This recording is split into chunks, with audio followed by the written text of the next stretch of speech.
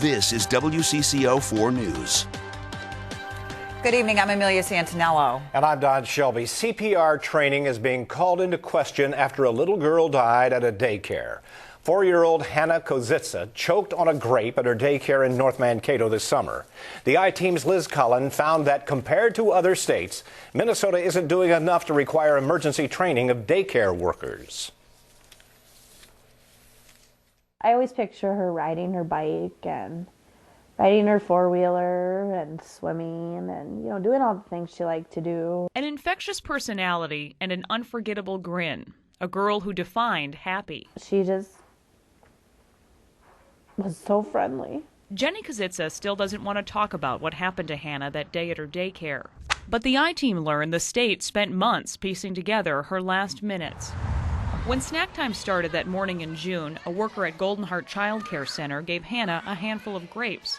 After she ate one, she covered her mouth and ran to the bathroom. A worker followed, thinking she would throw up. She didn't. Hannah was choking.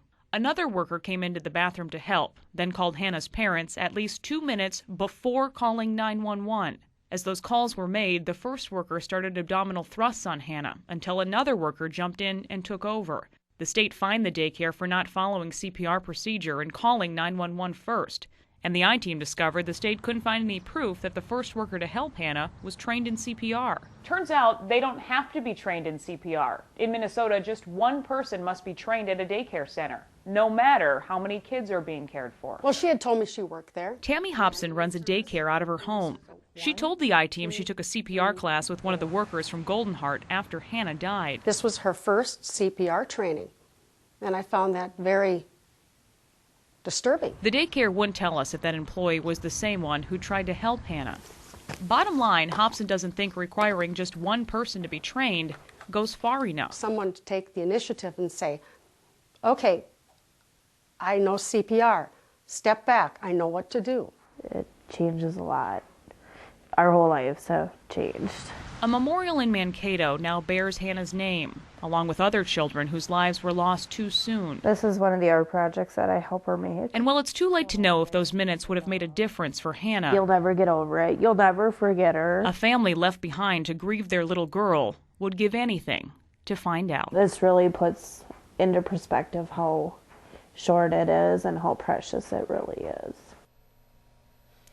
Now, keep in mind, just because the state law only requires one worker to be trained in CPR, your child's daycare may have its own higher standards.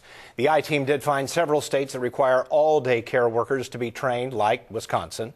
We don't know how many workers at CPR training at Hannah's daycare.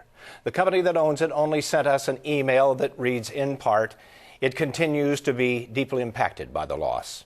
You can help Hannah's family by visiting our website. We also posted a video to teach you how to perform CPR on a child at WCCO.com/links.